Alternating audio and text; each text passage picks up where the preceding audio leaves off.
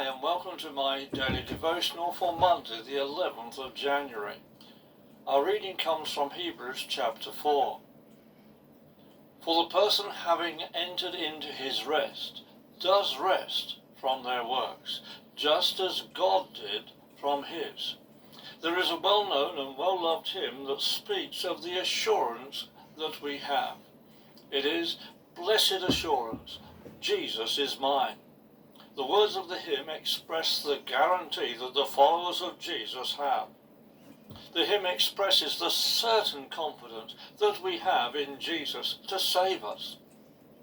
In verse 10, the author appears to be eager to say something similar, in that when we enter into the rest that God has for us, we really do enter into his rest.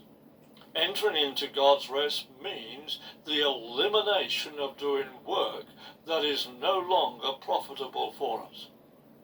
This is something that we have to believe, have to accept and rely on when we decide to enter the rest that Jesus leads us into.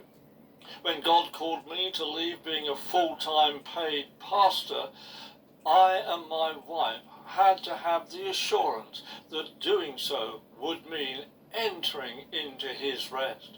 It meant that we had to believe that the rest God was leading us into would mean trusting him to provide for us a new occupation and finance to be able to provide for our family. Stage by stage, God gave us that assurance as he led us each step of the way.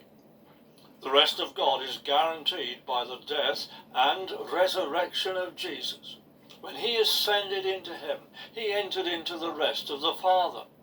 In 1 Corinthians 15 and verse 20, Paul wrote, "But in fact, Christ has been raised from the dead. He is the firstborn of the great harvest of all who have believed." Let us be thankful to him for the assurance of the rest granted to us by our Heavenly Father.